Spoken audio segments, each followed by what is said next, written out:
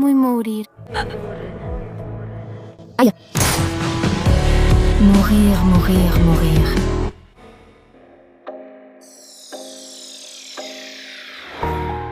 Cette histoire, très différente de ce que nous avons l'habitude de voir sur cette chaîne, nous plonge dans un monde plein de couleurs et de fantaisie où nous accompagnerons la petite Hénène Phénicia. Une fillette qui, pourchassée par les gens de son village, doit s'enfuir dans la forêt car elle est une sans étoile, un mystère qui, pour le maire, signifie la fin de son village. Cependant, la naine s'accroche à la vie et, pleine d'espoir, commence à trouver des objets sur son chemin qu'elle garde dans un sac magique qui ne se remplit jamais. Pendant qu'elle affronte l'environnement de la forêt, sa seule compagnie est une voix qui lui murmure des choses d'une vie passée. Cela pourrait ressembler à un isekai, mais c'est plus complexe. C'est une fille faible qui, en plus, est abandonnée par ses parents et son village, et pourtant elle est capable de profiter de ce monde et de ses paysages en ramassant ce qu'elle peut dans les déchets laissés par les aventuriers. Elle trouve des objets très utiles qui, même usés, lui seront très utiles.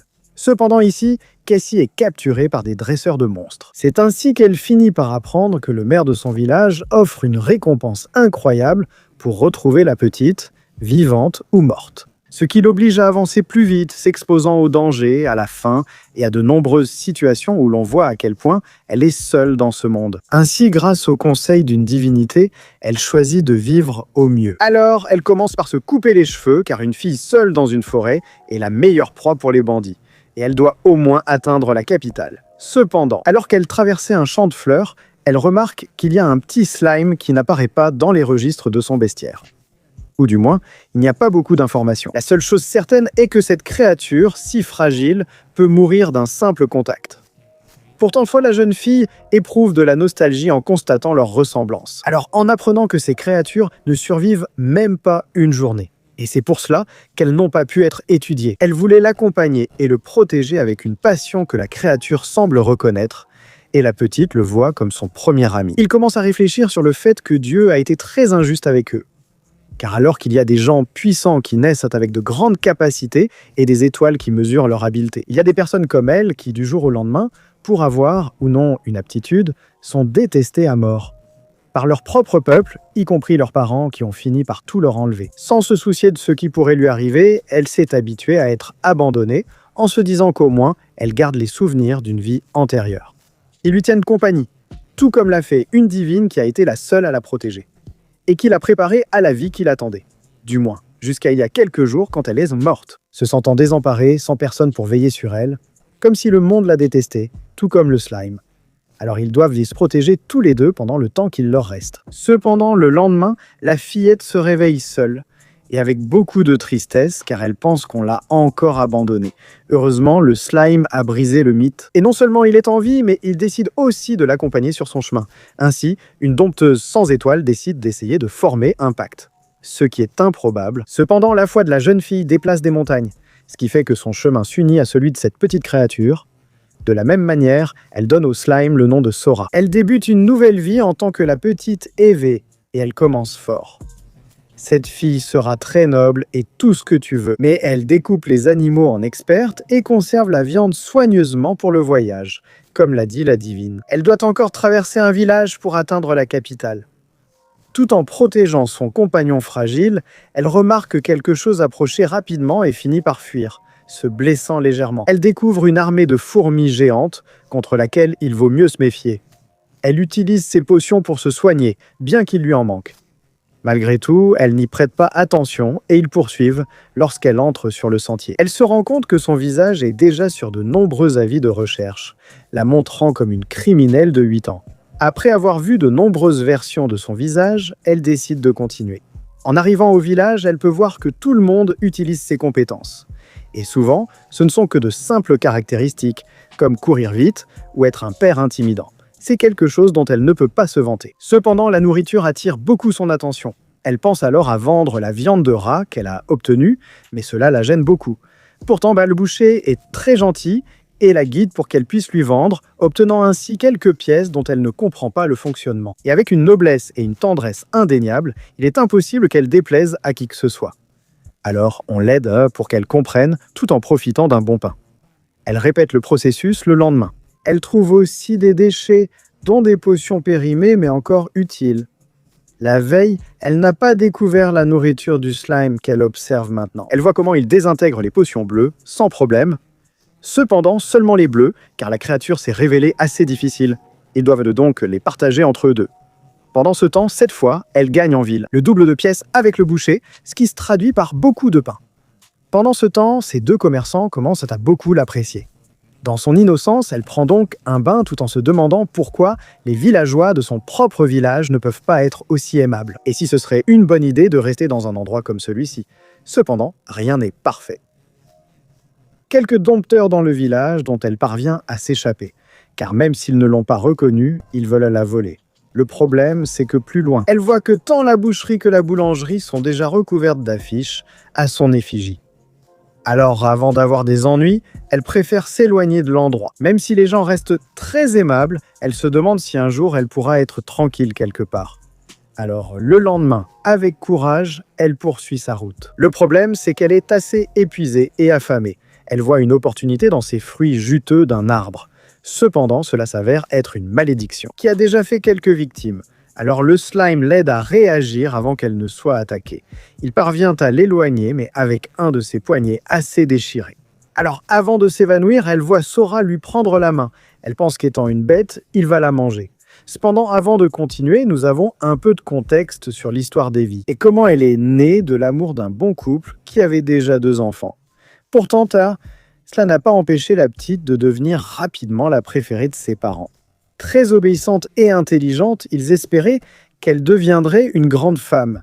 Pourtant, même avec de bonnes relations familiales, l'importance des compétences restait notable chez eux, car cela représente ce à quoi tout le monde doit se consacrer dans sa vie. Le nombre d'étoiles mesure leur habileté, et la petite était déjà très proche de découvrir quelle serait sa bénédiction. Dès qu'elle aurait bien sûr 5 ans, son plus grand désir était de devenir une dompteuse de bêtes.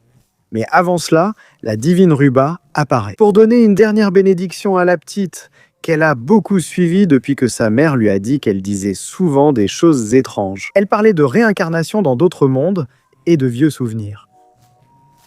Elle fait semblant que tout va bien, mais semble inquiète. Le jour de la grande nouvelle arrive, tout paraît parfait, et le rituel se déroule sans accroc. Il est confirmé qu'elle sera dompteuse, ce qui ravit ses parents. Mais elle n'a pas d'étoile. Cela change l'ambiance de tout le monde, son père ne peut pas la défendre, car ce serait de l'hérésie, et plus tard, à la maison, il libère sa frustration comme un vrai salaud, puisqu'il nie si elle est vraiment sa fille, quand lui et ses enfants ont de bonnes compétences, entre guillemets, la traitant comme une intruse. À ce moment-là, ni sa mère ni ses frères n'essayent de la défendre. Elle est donc expulsée de sa propre maison, et dehors, c'est bien pire, avec des agressions directes de tout le monde. Alors elle s'éloigne un peu dans la forêt, où elle a très faim, et après avoir essayé d'utiliser sa magie, elle s'évanouit. Heureusement, Ruba la sauve. C'est la seule qui ne la juge pas pour quelque chose d'aussi stupide que des étoiles. Mais c'est comme ça, et elle doit se préparer. Elle lui enseigne ce qu'elle sait sur les créatures, comment les chasser et où aller pour trouver un bon endroit où elle pourra être tranquille. Avant tout, rencontrer quelqu'un en qui elle pourra avoir confiance. Pour cela, elle lui laisse même des objets très utiles. Mais la petite fille demande à la divine pourquoi elle ne la déteste pas. Elle répond que cela fait longtemps. Ses capacités n'existaient même pas. Et tout le monde vivait bien. Mais comme nous le savons, les humains ont toujours besoin d'une raison pour haïr. C'est ainsi qu'après quelques mois, la petite fille devient une experte de la forêt, capable de trouver de bonnes ressources. Cependant, peu après que Ruba ne soit pas revenu la voir pendant des mois, elle décide de visiter le village pour voir ce qui se passe. Elle entend des rumeurs disant qu'elle est morte d'une soi-disant grippe qu'elle a attrapée à une mauvaise période. Cependant, le chef du village, il décide d'utiliser cela comme excuse pour convaincre tout le village que la vieille femme a été maudite pour avoir aidé une sans-étoile. Et c'est là que survient le traumatisme le plus lourd pour une enfant. Entendre son père dire que la meilleure chose à faire est de la tuer, parce que selon lui, une créature comme ça ne doit pas rester dans le village. Cela déclenche une chasse aux sorcières avec une fillette de pas plus de 5 ans. C'est très dur. C'est ainsi qu'elle se réveille maintenant, à l'époque actuelle, après ce souvenir avec Sora. Cela a vraiment pris pas mal de temps, mais en réalité, elle était en train de soigner son bras. On découvre de nouvelles caractéristiques chez cette créature. Le lendemain, sans raison claire, elle parle pour la première fois, répétant un seul mot en boucle. C'est ce qui compte le plus pour une fille qui se sent abandonnée. Cela lui donne la force d'avancer. Ils avancent ainsi, mangeant ce qu'ils trouvent. Ibi remarque que Sora a un corps plus grand et résistant et bouge plus fluidement. Elle semble aussi avoir plus faim. Heureusement, un peu plus tard. Comme toujours, un tas de potions un peu périmées. Cependant, dans ce cas, le slime ne fait plus la différence entre les puretés. Il mange non seulement celles de soin, mais aussi certaines de vitalité. Pour l'instant, il refuse toujours les autres. Ainsi, ils avancent, la jeune fille s'attachant à son nouvel ami, qui lui demande sans cesse à manger. Alors elle décide de lui raconter une histoire. Parce qu'endormi, il n'aurait pas faim. En résumé, il s'agit d'un roi qui, pendant la Grande Guerre, a rassemblé les meilleurs mages pour qu'ils voient qu'il mois l'avenir. Et ils ont vu la fin du monde. Alors ils ont lancé un sort. Il était si puissant que, d'une certaine manière, il a tout résolu. Mais on n'a jamais su quel était le secret. Et la seule chose que l'on sait, c'est que la seule personne capable de reproduire ce sort viendra d'un autre monde. C'est ainsi que l'historienne finit par s'endormir. Et le lendemain matin, il décide ensuite de poser un piège à souris pour chercher plus de nourriture. Mais ils finissent par attraper une énorme bête serpent, qu'ils essaient quand même de vendre en ville. Le problème, c'est qu'en chemin, ils tombent sur un groupe d'aventuriers morts à côté de leur cheval. Ce qui est probablement dû à des monstres. Alors la fillette, effrayée, trouve la ville qu'elle cherchait. Mais elle se rend à la mairie pour signaler ce qu'elle a vu. Cela alerte tous les aventuriers qui, sous les ordres de ce géant, décident d'aller sur place. Ils remercient le garçon pour l'information, et en fait, il sera payé. Donc, pour l'instant, il décide de vendre le serpent, pour lequel on lui donne l'équivalent de 50 souris des prairies. Il ne pourrait pas être plus heureux. Pendant ce temps, le responsable lui demande de ramener d'autres créatures, s'il en a. Cependant, maintenant, il faut chercher de la nourriture pour Sora. Alors il s'approche de la décharge du village. Et la fille remarque qu'il y a quelques sacs à dos magiques. Elle passe donc tout l'après-midi à les organiser. Ne pouvant pas toutes les porter, elle en glisse certaines dans d'autres, mais doit rester vigilante car ne fonctionnent pas toutes. Pendant ce temps, Sora termine discrètement toutes les potions du coin. Alors, satisfait, ils retournent en ville.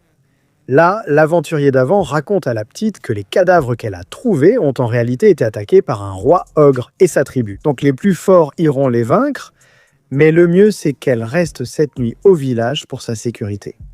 En plus, elle doit aller réclamer sa récompense, qui, à la surprise de la fille, finit par être l'équivalent de 700 souris des prairies. C'est fou.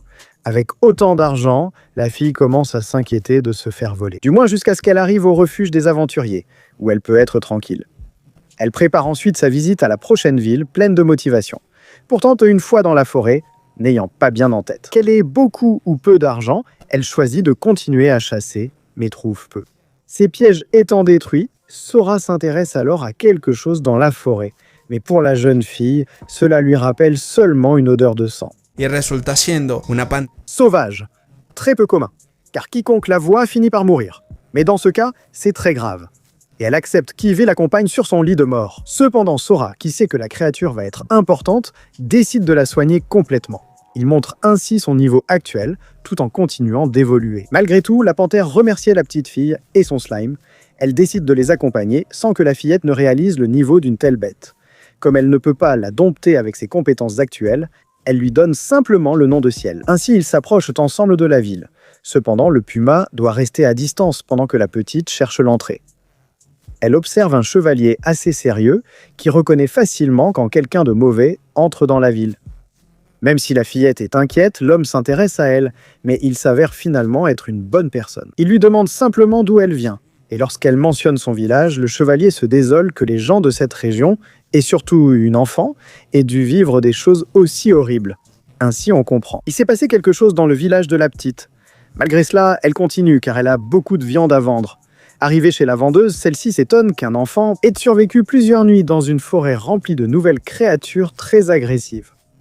Ainsi, Ivy sait qu'elle ne peut pas rester plus longtemps en périphérie. Et elle décide d'utiliser le campement des aventuriers pour passer la nuit où un nouveau garde la traite avec gentillesse, alors qu'elle s'attendait au contraire. Elle prend donc une des places, mais elle se rend compte qu'une tente comme celle des autres lui serait très utile. Cependant, une fois dans la galerie, elle ne trouve pas de très bonne qualité. Et elle se demande s'il ne vaudrait pas mieux acheter d'occasion. Cependant, ici, Oguto l'effraie à nouveau, qui à sa manière veut aider la petite. Et même s'il est assez agressif, il n'a pas de mauvaises intentions. C'est quelque chose qu'Ivy comprend. Qui le suit et arrive devant une boutique plus discrète où le commerçant amical semble connaître les gardes.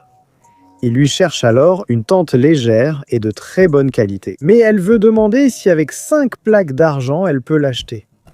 Ils sont surpris qu'une enfant ait autant d'argent. Alors il lui trouve une tente qui vient d'arriver et qui n'a pas beaucoup servi, à un très bon prix. La fillette est donc ravie de son achat et peut continuer pendant que les gardes poursuivent leur patrouille. Avec toute son innocence, elle se met à s'occuper de sa tante tout l'après-midi.